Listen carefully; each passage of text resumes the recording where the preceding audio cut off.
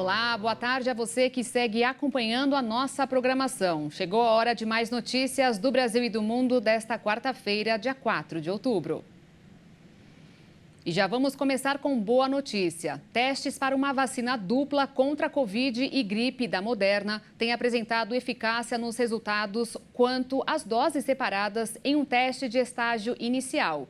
Dados provisórios que medem os níveis de anticorpos do ensaio de fase 1 de 2 mostraram que a vacina combinada provocou uma resposta imune semelhante ou maior aos vírus da gripe, como as vacinas contra a gripe atualmente aprovadas, incluindo as de alta dose da Sanofi, projetadas para idosos. O imunizante também provocou uma resposta imune semelhante ao SARS-CoV-2 como reforço da Covid-19 da Moderna, conhecido como Spikevax. A eficácia oferece à farmacêutica dos Estados Unidos a esperança de que a maneira mais conveniente de proteger contra as doenças possa ser aprovada até 2025.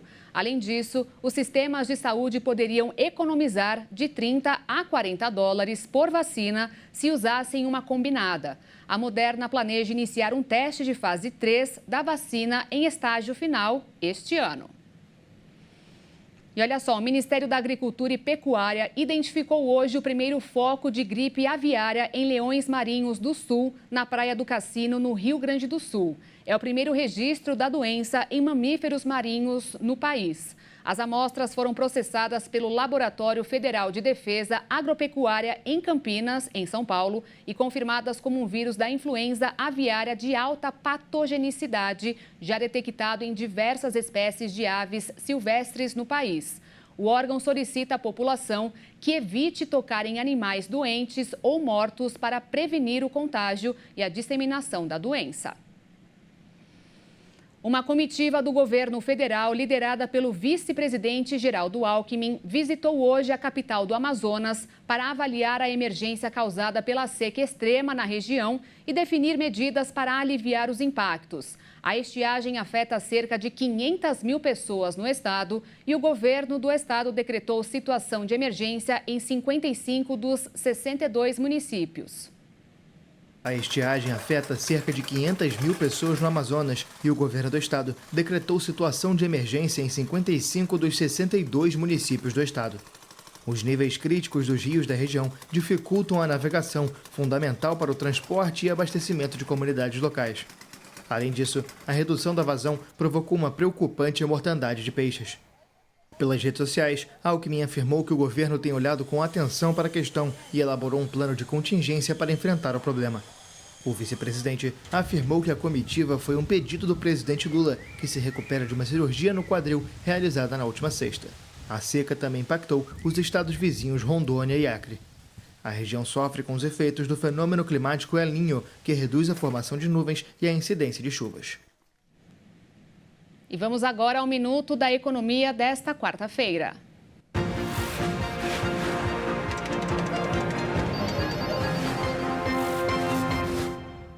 Faz tempo que a previsão do tempo não é motivo de alegria para quase ninguém. O frio e o calor perderam o rumo, causam mortes e muitos prejuízos e agora ameaçam os negócios de fim de ano.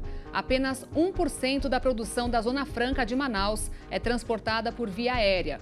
O resto depende do transporte fluvial. E aí é que está um grande, se não imenso problema. Vários navios encalham nas águas cada vez mais escassas de rios imensos, como o Negro, que em alguns pontos já está com o nível reduzido em 12 metros. Para escoar as encomendas, os fabricantes utilizam barcos menores, o que aumenta o custo do frete. Por enquanto, os empresários garantem que eles estão absorvendo este adicional, até para dar conta das encomendas da Black Friday do mês que vem e pedindo aos céus para que a chuva não demore, porque um mês depois será o Natal. Hoje, com a visita de ministros e do vice-presidente Geraldo Alckmin à Amazônia, foram anunciadas mais algumas medidas para amenizar o sofrimento das pessoas. Legal, mas é mais uma manobra passageira. Falar sobre prevenir o efeito estufa também seria bom, mas aí é querer demais. E o Senado Federal adiou a votação da mini-reforma eleitoral para a semana que vem e, por isso, as novas regras não vão valer nas próximas eleições municipais. No dia 6 de outubro de 2024, os eleitores de todo o país vão escolher os novos prefeitos e vereadores das cidades. Com a decisão dos senadores, qualquer mudança será feita, no mínimo, no dia 9 de outubro. Mas, segundo a Constituição, mudanças de regras só podem valer se forem feitas um ano antes das votações. Sem contar que existe a possibilidade de o Senado fazer alguma alteração nas medidas já aprovadas pela Câmara, o que tornaria obrigatória uma nova votação dos deputados. Entre as mudanças já aceitas pelos parlamentares estão a obrigatoriedade de transporte público de graça para todo mundo no dia da eleição e novas regras para cotas de negros e mulheres no legislativo, mas também a flexibilização do uso de recursos públicos pelos partidos e menos tempo de inelegibilidade para políticos condenados. Com a proximidade do Dia das Crianças, o Procon do Rio de Janeiro fez uma pesquisa que constatou uma variação de preços de brinquedos de até 251%.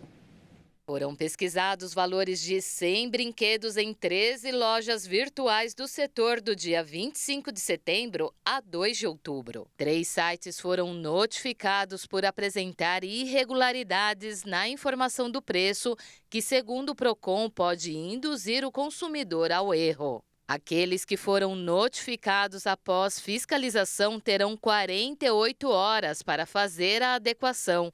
O levantamento feito em lojas que tinham mais de um fornecedor do produto pesquisado considerou aquele com menor valor. De acordo com o levantamento, as variações mais significativas nos valores dos brinquedos foram de 251% em um jogo e 235% em um quebra-cabeça. A menor variação foi encontrada em um lançador com acessórios que variou 12% em diferentes lojas. O objetivo da pesquisa foi ajudar o consumidor e demonstrar que, se ele pesquisar o mesmo produto em locais diferentes, pode encontrar valores diversos e economizar de modo significativo. O Procon ainda diz que vai manter a vigilância no e-commerce, fazendo fiscalizações em lojas que comercializam produtos para esse público durante a Semana do Dia das Crianças. A ideia é garantir a segurança dos consumidores e orientar os fornecedores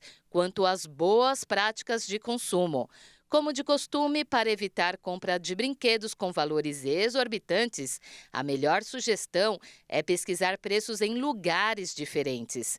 Se a compra for feita de modo virtual, é importante ficar atento ao prazo de entrega e às especificações do produto. O consumidor deve verificar também se o brinquedo adquirido tem o selo do Inmetro, Instituto Nacional de Metrologia, Qualidade e Tecnologia, para garantir que o produto passou por testes antes de ser liberado para comercialização. O faturamento do e-commerce deverá aumentar 8% no Dia das Crianças este ano, em relação ao ano passado, de acordo com a Associação Brasileira de Comércio Eletrônico.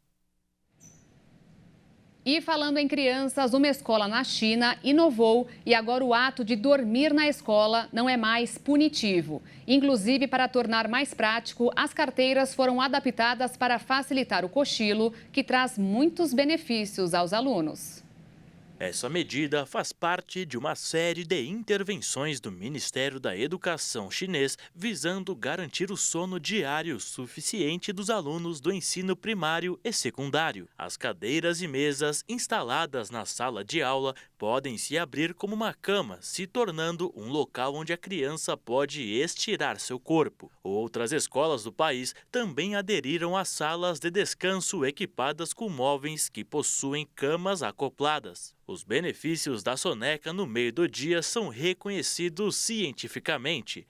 Parte essencial para o desenvolvimento do cérebro. O sono é um dos pilares do processo educativo, pois atua no sistema nervoso central e também na solidificação das memórias. Em um estudo recente realizado pela Universidade de Massachusetts, nos Estados Unidos, foi comprovado que crianças com o hábito de cochilar durante a tarde têm memória melhor e são mais inteligentes. Além disso, os efeitos do ato de descanso entre tarefas tarefas da rotina podem ser observados a longo prazo. De acordo com os pesquisadores da University College London, na Inglaterra, o cérebro de pessoas que cochilam são 15 centímetros cúbicos maiores do que as que não dormem. Eles apontam que isso é o equivalente a um período entre 3 e 6 anos de atraso no envelhecimento.